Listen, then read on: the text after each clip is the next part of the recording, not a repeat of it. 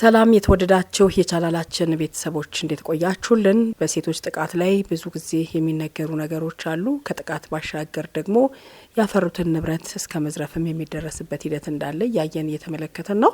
አሁን ደግሞ አትሌት ገለቴ ቡርቃ ሙሉ በሙሉ በባለቤቷ መዘረፏን እየተናገረች ነው። መኖሪያ ቤትና መንግስት በተለያየ ጊዜ የሸለማት 11 መሬቶች ውስጥ 10ሩ በባለቤቷ መሸጡንና አሁን ካለችበት ቤት ለማስወጣት በፍርድ ቤት ጉዳዩን እየጨረሰ ነው ስትል አትሌቷ በሀዘንና በለቅሶ ተናግራለች። የኢትዮጵያንም ሕዝብ ተማጽናለች። ካሏት 5 መኪኖች ውስጥ 4ቱ መኪኖች በባለቤቷ መሸጡንም ገልጻለች። በአሁኑ ወቅት ልምምድ አቁማ በፍርሃት ለ1 ዓመት ከቤት ሳትወጣ መቀመጧንም እየተናገረች ነው። ፍርድ ቤት ሁሉንም ነገር እኔ ላይ እየፈረደ ነው፣ የኔ ጉዳይ እየተመለከተ አይደለም በማለት ገለቴ ተናግራለች። በኢንተርቪው ላይ እኔን የሚሰማኝ ጠፍቷል፣ አሁን የቀረው ጠቅላይ ሚኒስትሩ ነው፣ ጎዳና ከመውደቄ በፊት ህዝቡ ድምጽ ይሁነኝ ብላለች። ለሚመለከተው አካል እንዲደርስ ባካችሁ ሼር አድርጉ በሚል እየተሰራጨ ነው የሚገኘው። እንግዲህ ገና በልጅነቷ አባቷን በሞት ያጣችው ገለቴ እናቷ የአካል ጉዳተኛ ሆና ስታሳድጋት በብዙ ችግር ውስጥ አልፋ ነበር። በባዶ እግሯ ነበር ሩጫ የምትለማመደው። ከመክሳቷ የተነሳ ንፋስ ይዟት እንዳይሄድ ከበድ ያለ ንፋስ ሲመጣ ግድግዳ ስር ትለጠፍ እንደነበርም ይነገራል። ሩጫ በባዶ ሆዷ ስትሮጥ ልምምድ ላይ ደም ተፍታም ታውቃለች። በብዙ ስቃይና መከራ አላማዋ ላይ ደረሰች። ሀገሯን ወክላ በዓለም አቀፍ ውድድሮች ለመወዳደር በቃች። የሀገሯን ባንዲራ ከፍ አድርጋው ለበለበች። በዚህም በተለያዩ ጊዜ ከሩጫውና ከሀገሯ የተበረከተላት 11 ቤቶች በተለያዩ የኢትዮጵያ ከተሞች አገኘች። የ5 መኪና ባለቤትም ነበረች። እነዚህ ለአንድ አትሌት ተራ ነገር ቢሆኑም ለገለቴ ቡርቃ ግን የህልውና ሀብቶቿ ናቸው። የታክሲ አገልግሎት ሲሰጣት ከነበረው ግለሰብ ጋር ጋብቻ መሰረተች። ሰውየው አጋዧም አልሆነም፣ ጠላት ሆነባት፣ ከዳት። ካላት 11 ቤቶች ውስጥ 10 ቤቶችን በዘመድ አዝማዱ ስም በሽያጭም ስም አዞረ። መኪኖቿንም እንደዛው። አሁን አንድ የቀራት ቤትም በፍርድ ቤት ተከራክሮ ሊካፈላት ጫፍ ላይ ደርሷል። ይቺ የሀገር ኩራት የነበረች ጀግና ሴት ጎዳና ልትወጣ ነው። ለሚዲያ እንዳትናገር ያስፈራራታል። ጭቆናው ከባድ ነው። የሀገርን ባንዲራ ከፍ ያደረገች ሴት ክብር እንጂ በዚህ ደረጃ ውርደት አይገባትም ነበር። የህግ ባለሙያዎች፣ አክቲቪስቶች፣ የሚመለከታቸው የመንግስት አካላት ትኩረት ሰጥተው ሊፈቱት እንደሚገባ በስፋት እየተነገረ ነው። ምክንያቱም ገለቴ ብዙ ጠንካራ ሴቶችን ትወክላለች። ለመብቷ መከበር፣ ለንብረቶቿ መመለስ ሁሉም የራሱን ጥረት ሊያደርግ እንደሚገባ እየተነገረ ነው። ይህች የኢትዮጵያ ጀግና ቀደም ሲል እንዳልነው መነሻዋን አነሳን። ከልጅነት ጀምሮ በመከራ ያሳለፈችው ከዚያም ደግሞ በመከራና በልፋት እንዲሁም ደግሞ በጥረቷ ስኬት ላይ ደርሳ ያተረፈችውን ያፈራችውን ንብረት በእንዲህ መልኩ መቀማቷ በእንባ እየታጀበች እየተናገረች ነው። በአደባባይ ወጥታ የተናገረችው ይህ ንግግር በብዙዎች ዘንድ እየተቀባበሉት ይገኛሉ።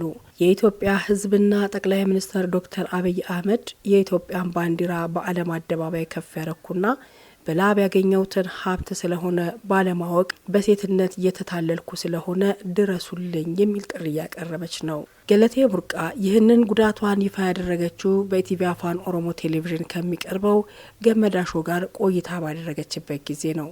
ከ800 እስከ ማራቶን ኢትዮጵያን ወክላ በተለያዩ መድረኮች የተወዳደረችው አትሌት ገለቴ ሳላውቅ ትዳሬ እየፈረሰ ነው ብላለች።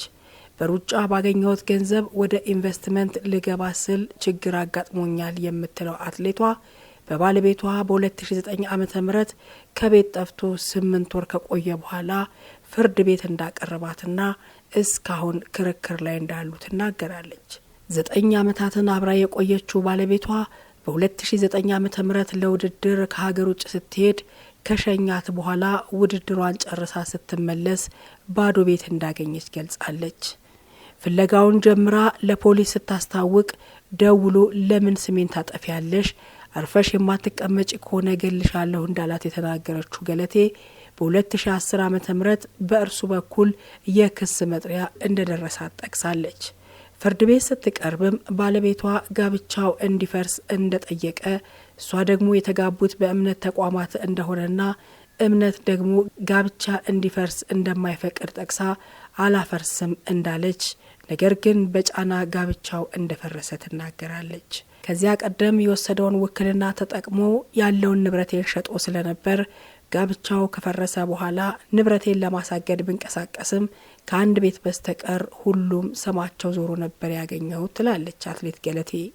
አንዷ የቀረችው ቤትም በ2008 ዓመተ ምህረት ውክልና የተነሳባት ቤት እንደሆነ የጠቀሰችው አትሌቷ በተለያዩ አካባቢዎች የሚገኙ 10 ቤቶች፣ 4 መኪናና ሌሎች በርካታ ንብረቶች ተሸጠውባት ባዶ እጇን መቅረቷን ተናግራለች። እናቱ እንዲኖሩበት የሰጠውትን መንግስት የሰጠኝን ቤት እንኳ ለእናቱ ሸጧል የምትለው ገለቴ ከጋብቻ በፊት ያፈራውት ንብረትም ሳይመለስ ከጋብቻ በኋላ ያፈራነውንም ሳልካፈል አንዱን የቀረውን ቤት ለመካፈል ፍርድ ቤት ወስኖብኛል ስትል ትናገራለች። እሱ ቀድሞ ሁሉንም አቅዶበት ስለሄደበት ያላትን አቅም ሁሉ ተጠቅማ ፍርድ ቤት ብትከራከርም ውሳኔው ግን ከሷ በተቃራኒ እንደሆነ እየተናገረች ነው። ከዚህ አልፎም እንደሚያስፈራራት ለፖሊስ ማመልከቷን ጠቅሳ ንብረቱም እንዳይገኝ አንድም ገንዘብም በሱ ስም እንደማያስቀምጥ እንዲሁም ተሸጡ የተባሉ ንብረቶችም ከዋጋቸው እጅግ ባነሰ የተሸጡ መሆናቸው ጉዳዩ ውስብስብ እንዳደረገው ተናግራለች። ይህን ጉዳይ የማውቀው የመንግስት አካል እንደሌለ የጠቀሰችው አትሌት ገለቴ እስካሁን መፍትሄ ካለማግኘቴ በላይ ወደ ጎዳና ለመውጣት ከዚያም አልፎ ለህይወት አስጊ ሁኔታ ላይ ስለምገኝ የሚመለከተው አካል ይድረስልኝ ትላለች። አደባባይ የወጣሁት ህዝብ እንዲደርስልኝ ነው ያለችው ገለቴ ወጥቼ የምወደውን ስፖርት እንኳን እንዳልሰራ ማስፈራራት እየደረሰብኝ ቤት ውስጥ ተዘግቼ ተቀምጫለሁ። ያቅሜን ያበረከትኩላት ሀገሬና ህዝብ ያለሁበትን ሁኔታ ይወቅልኝ ብላለች።